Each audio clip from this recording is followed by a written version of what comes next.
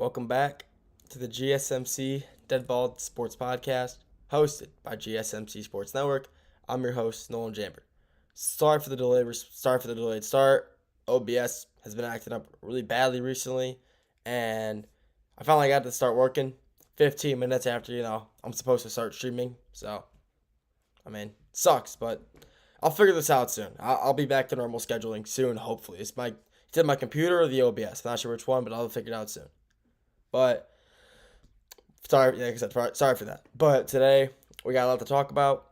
NBA playoffs going on right now. Talk about that. George Pickens getting traded. Talk about that. Akron football being banned from playoff contention or playoff contention / bowl game contention already because of their grades, and the Detroit Tigers dominating the AL right now. Dominating the MLB, honestly. Let's say that. Dominating the MLB. Before we get any of that, tips and donations. Tips and donations are always greatly appreciated. By tipping and donating, you guys are caring about the content they're putting out and supporting us, and we're putting out the best content that we possibly can.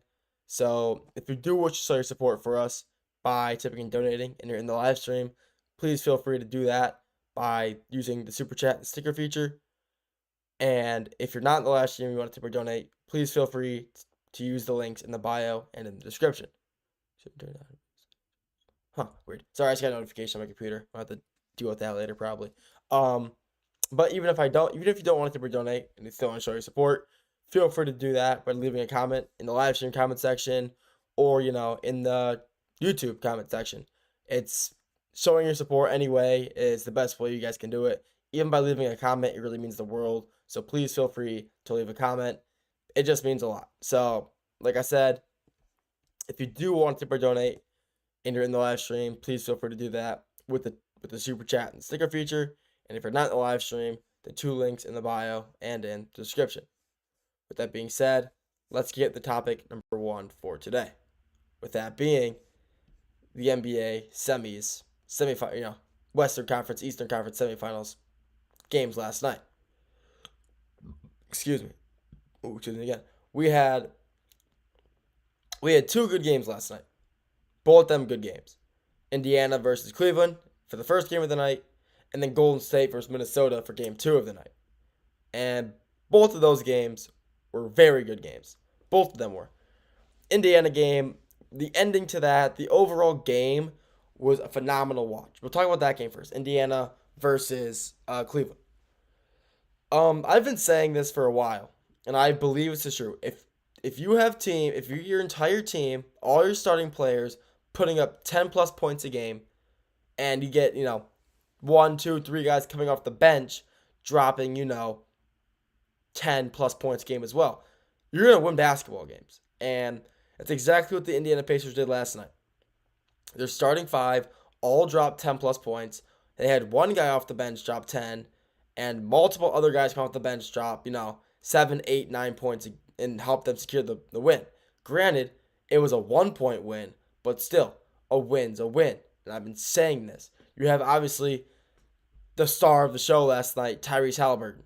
Tyrese Halliburton is, kind of going against, the overrated allegations. Because earlier this year when the NBA anonymous player poll came out, who was the most overrated player, the leading person for that was Tyrese Halliburton of the Indiana Pacers, which at the time it came out, I kind of agreed with, but now I really don't. Tyrese Halliburton has stepped up for the Pacers phenomenally this year, and the Indiana Pacers are just playing so good these past 2 years in the playoffs because of him, and they're in the same spot they were last year as well. Last year, no one expected the Pacers to be, they expected them to be a first-round exit. The Pacers dominated the way in the first round, second round, and made it to the Eastern Conference Finals, where they got swept by the Celtics, but still, they were an Eastern Conference Finals team after everyone thought they'd be first-round exits. And that could possibly be the case again this year. Everybody thought, even me included, I thought the Bucks were going to win that series, in 6. But the Pacers beat them in 5. They completely embarrassed the Bucks that series and just manhandled them. And now they're up 2-0. Both those games were in Cleveland. They are up 2-0 in Cleveland, now heading back to Indiana, heading back to their home arena with a 2-0 advantage. They could honestly sweep the Cavs at this point. The way that they've been playing as a team overall, absolutely phenomenal. Last night, Pascal Siakam, 12, 6, and 4. Like I said, just everybody's contributing. Obviously, the star of the show, Tyrese Haliburton, 19, 4, and 9. Not a lot of points, but he had the most important shot of the night, the game-winning buzzer. The leading scorers plural, tie with the most points, Miles Turner and Andrew Naismith both had 23. Benedict Mathurin came off the bench and had 19. I mean, this entire Pacers team was just playing to win. And they did. They came into Cleveland and played a great game against a very good Cleveland Cavaliers team. But it's not like the Cavs played bad at all. They lost by 1 point. Indiana won 120-119. If Tyrese doesn't hit that buzzer beater, they win. But, I mean, Donovan Mitchell was the real star of the game last night. He's the real talk of the town. I mean, Tyrese, I keep getting these players on the wrong team. I'm not sure why. Donovan Mitchell is honestly just a phenomenal player. Last night, without Evan Mobley and without Darius Garland, he steps up.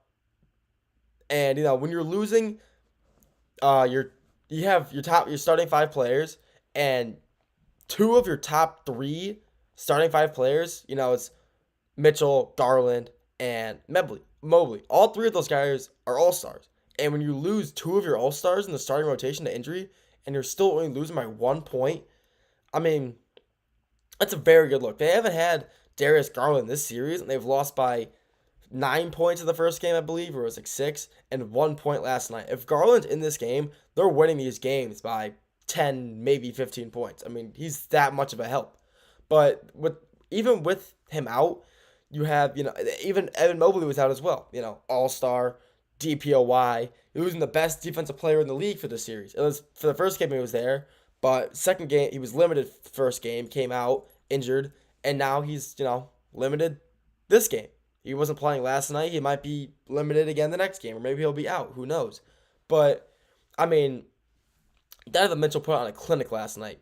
48 points, 5 rebounds, 9 assists. I mean, absolute phenomenal game from him. Absolutely phenomenal. Jared Allen had 22 and 12. Great game out of him. You had Max Strus dropping 23. Great night out of him. I mean, you have, that's 90 points just from those 3 guys alone. Their other 2 starters had 5 points combined.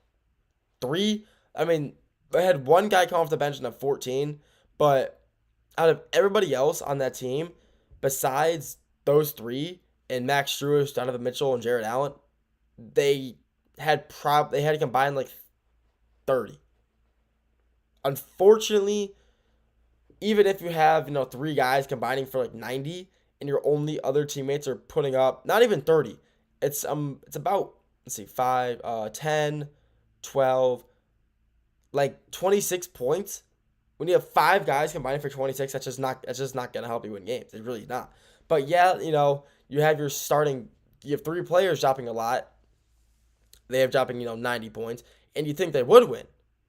But the Pacers did it better. They had multiple guys put up 10 plus points, and like I said, that's gonna win you games, not just 3 guys putting on a clinic for your team. But still, overall, phenomenal game. Tyrese Haliburton had honestly just a phenomenal buzzer beater shot. It was crazy. He gets the rebound, at the free throw line, rebound, takes it back out, top of the key, drive, step back, pull up, bang, game-winning shot. Phenomenal game. Other game last night, Timberwolves, Warriors. Warriors with a very surprising win, 11-point win, 99-88. Very, very, very good win for the Warriors. This is a game where Steph Curry came out in the start of the second quarter, 13 minutes, and he had 13 points already. I mean, the Warriors are just proving to be a phenomenal team. They really are.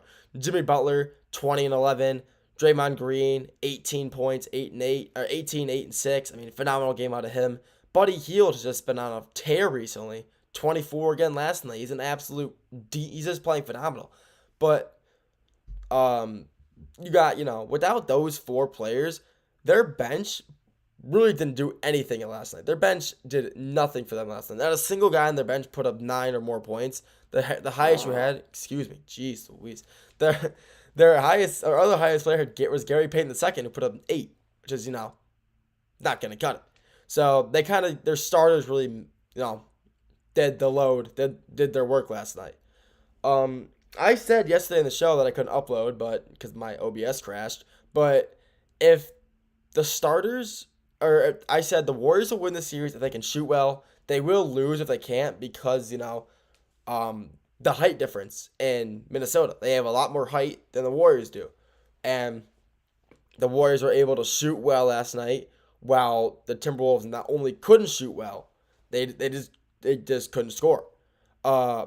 Anthony Edwards at 23 and 14 though, but Rudy Gobert, he really didn't. I mean, he had 9 points and 11 rebounds. I mean, that's pretty light game for Gobert. That's a very light game for Gobert. Honestly, he normally puts up 15 points, but he's only putting up 9. Kind of surprising to me, honestly. Julius Randle had a great game though, 18 points.